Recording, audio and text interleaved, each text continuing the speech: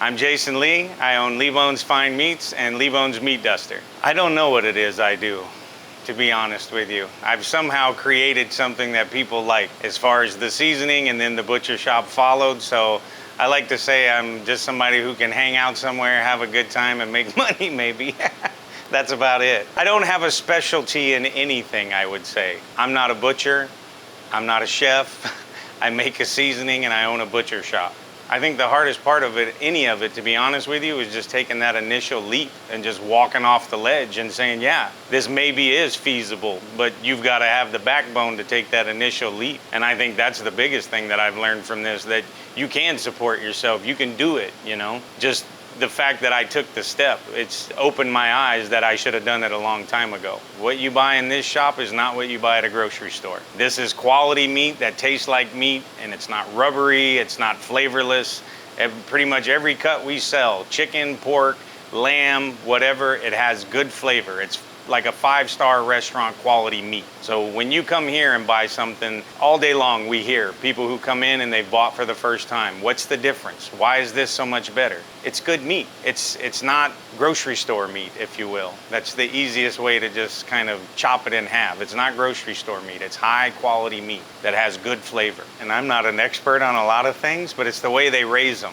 It's the way it's fed, the way it's treated, you know, and some of it, it's like you can't go buy a cow and then you think you're gonna have a Wagyu steak if you feed it beer and massage it. That's in the DNA of that animal. So there has to be part of that in it. It's not just something you grow, but that's a big part of it too, how they take care of it, how the animals are treated, things like that. These aren't like coming from mass processing slaughterhouses where it's get them in and out as quick as you can. These have a 30-day wet aging cycle that they go through. So it's high-end meat. Again, all of this is kind of an accident. It's not that I wanted to. I think that all credit I would have to give is to a sister store that we kind of co-opt with, and they were selling my seasoning.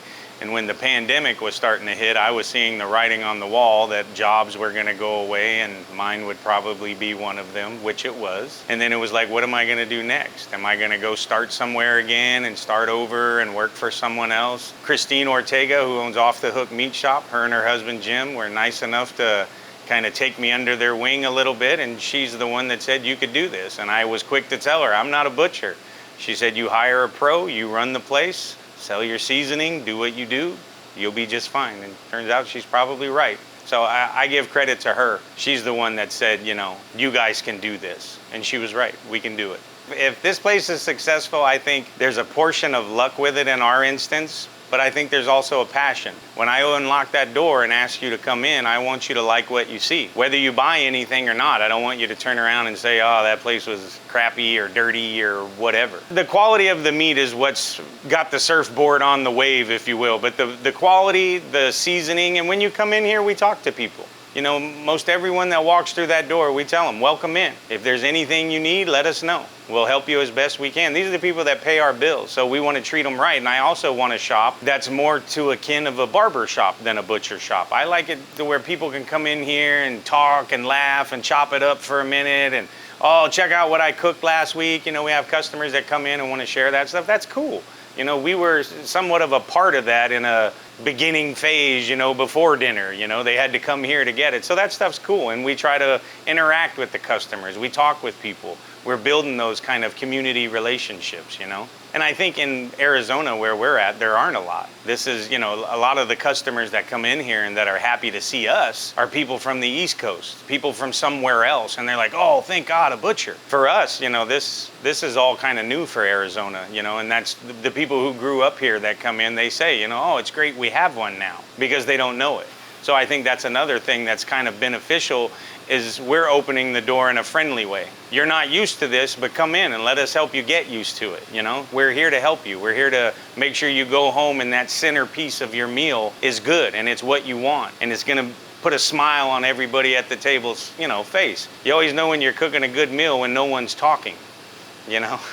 So that's what we're looking to do, is help people do that and come in here and see that we're friendly, we're cool, we're down to earth. Try to be anyway. Even grocery stores. I'm hearing that most grocery stores are going to go to the prepackaged meat like you have at a chain store where you go in and all the steaks are in a tray and that's what they have to offer. You can't even ask, can I get one cut a little thinner or a little thicker or something? That, and it's the cuts of meat that you can't get in the grocery store, like the hanger steak that we showed you guys earlier. You can't go anywhere else. I mean, you have to find a butcher shop. The picanhas, I don't know if the grocery stores are carrying them now that they're getting a little more popular, but it's just a lot of the stuff you can't get at the grocery store. And then when you get it at the grocery store, what's the quality? Again, it just kind of boils down to the quality.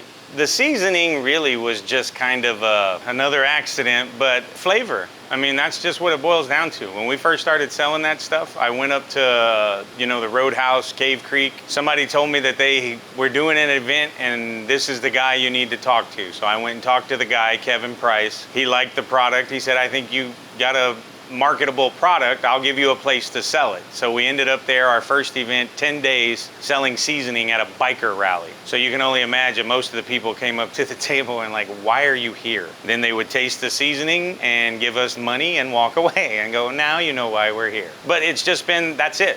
90 to 95% of all that seasoning has been somebody holding their hand out, we shake it in, they lick their hand, they hand us money, transaction over. It's just flavor.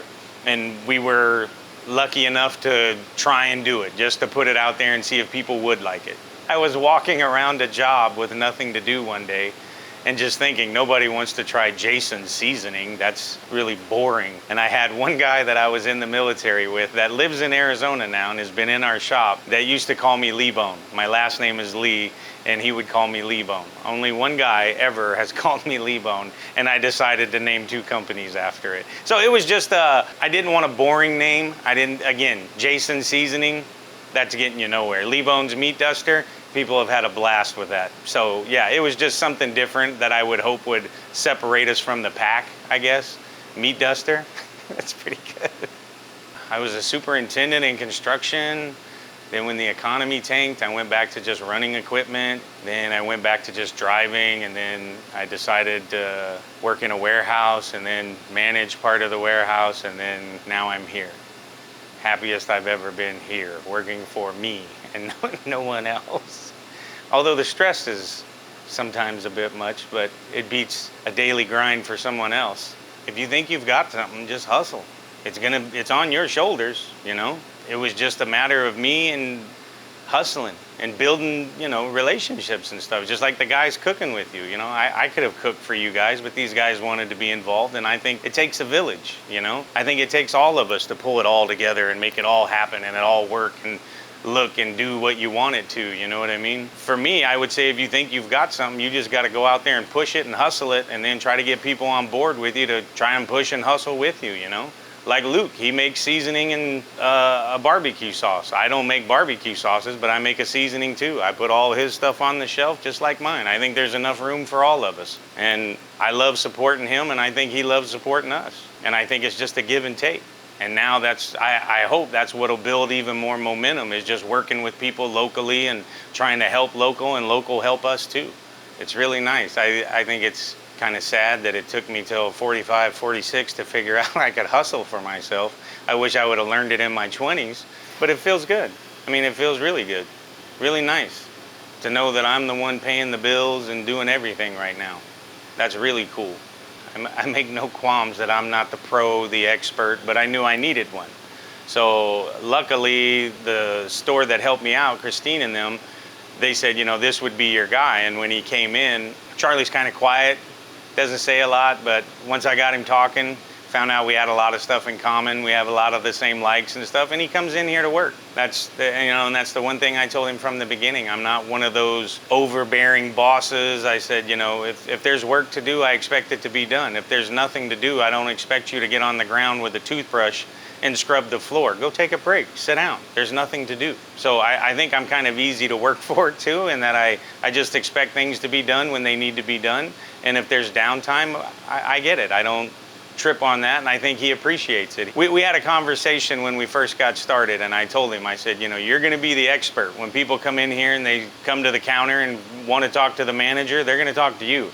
I'm the owner, you're the manager. And he was like, yeah, pretty much you keep this thing afloat and I'll man the ship and keep us selling down the river, if you will. And that's pretty much the way we work it. I try to get things like this going, events and stuff we do, and he keeps my cases full of meat and my walk-in cooler full so he can keep these full. Him, Tori, my daughter, my son, Michaela, everybody that works in here, I've become very lucky in my crew.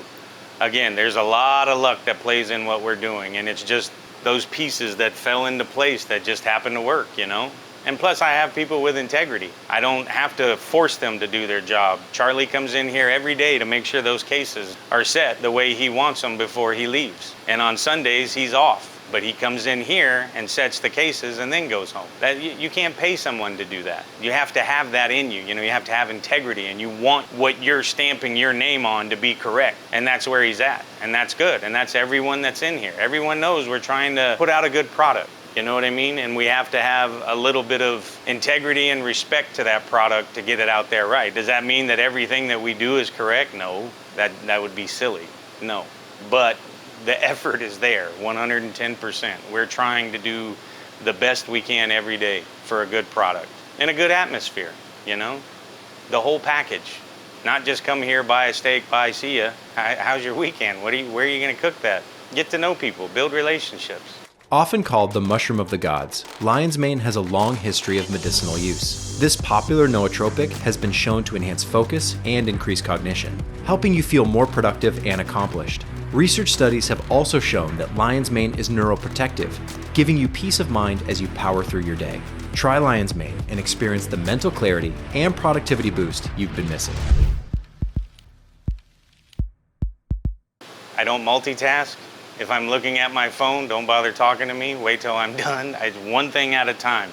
So every once in a while I get a little overwhelmed with, oh, what are we doing here and what are we doing with that and blah, blah, blah. But for the most part, I would say there's not been one thing that I would point at and say this was the most difficult part. It's all been probably far easier than it should have been, to be honest. We had an idea that things could take off and do what they're doing, but if I'm being completely honest, I figured we would struggle a little bit first and then maybe ease into a groove.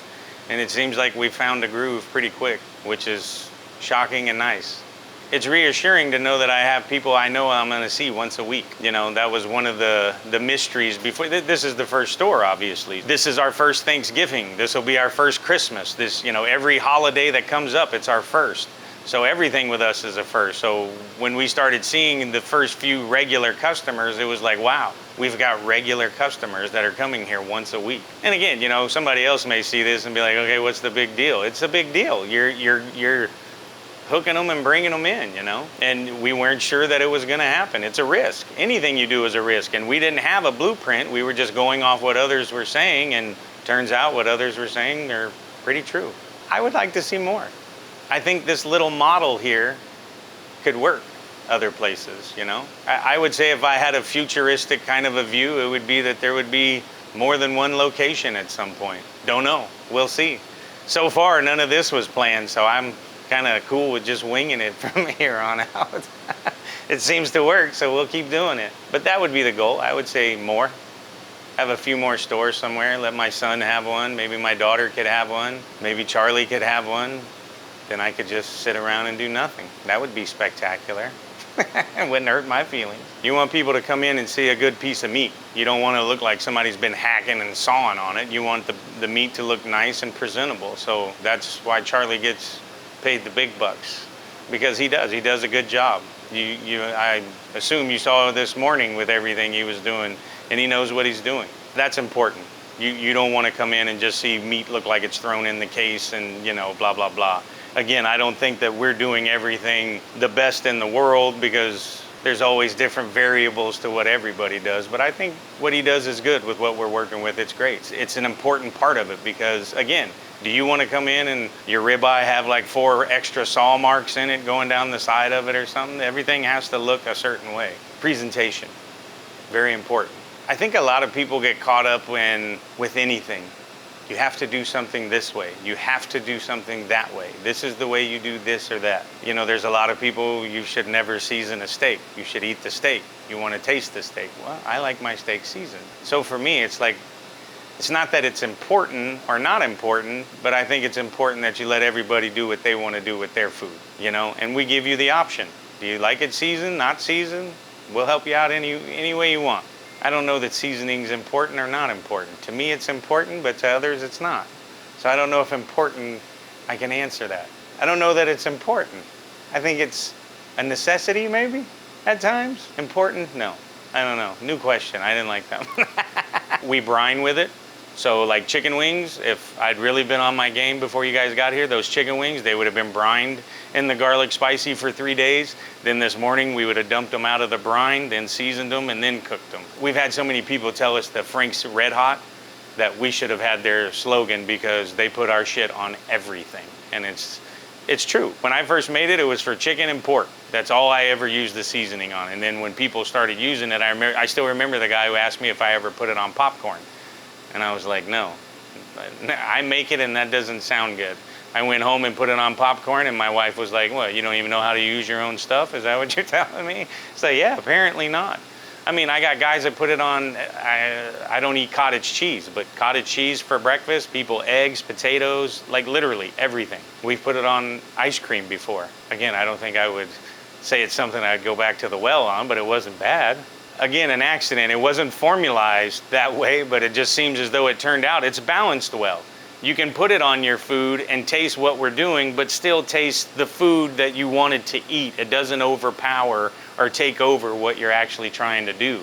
So in my opinion, I think that's something very clever that accidentally came out of this. And when you cook with it, as opposed to just putting it on something, it's even different yet still. Again, I always feel like it takes a village. You guys came out, I figure it's a great opportunity for me. Why not be a great opportunity for them as well? They're in a hustle just like I am. If I can help spread that in some way, I absolutely will every time without question. In this instance, I figured I wanted you guys to taste some really good food.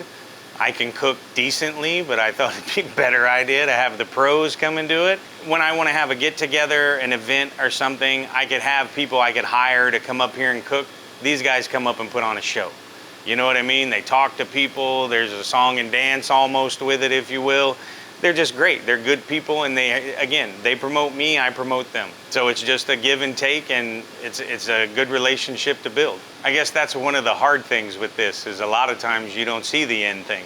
You know, we get the meat ready, we prepare it, sometimes we marinate it, season it for you, whatever. At the end, you go home, and then it's a mystery to us unless you come back and tell us about it. Now, when they come back and tell us about it, that's awesome, because especially in this shop, you know, we're hearing best steak I've ever had, best burgers I've ever had. What's the difference between your chicken and the store chicken? Ours is natural. Theirs is not as natural as ours. At the end of the day, I think it's probably one of the most satisfying parts when somebody comes in here, buys a piece of meat, buys a seasoning, buys a hash brown casserole or whatever. They go home, we see them a week later, 2 weeks later, and they come in and explain to us how that was the best meal they've ever had. And it came out of our little shop, and all they had to do was add the heat to get everything hot. That's really satisfying. That's cool. And you can see it in people's faces. When people talk about food, there's sometimes a glow, you know, because it was good. Or sometimes there's a very dim light if it wasn't good. When they come in and we hear how good it was, it's awesome. I mean, it's very satisfying. My favorite piece of meat that leaves here is that hanger steak. A year and a half ago, I didn't know what a hanger steak was. I had never heard of one. And then once I found out what it was, I had a new favorite steak that I didn't know until I was 46 years old or whatever. So yeah, I think it's important. When you go to your butcher, you should be looking for quality. You can go to the grocery store and get a piece of meat if you're not overly concerned. If you're looking for something that's quality, you should go visit your local butcher. Whether it's me or anyone else, yeah, they should visit their local butcher. I'm gonna scream and shout that they should be supporting local anyway, but yeah, most definitely, without question. A little more personable. You're gonna get a little more attention to just you, what your needs are, as opposed to they need a cleanup in aisle 4, you know, things like that. And the variety. You're gonna get more of a variety here than you are at a grocery store, and a better quality. At the end of the day, it's just gonna be quality. That's how you can stamp this whole thing.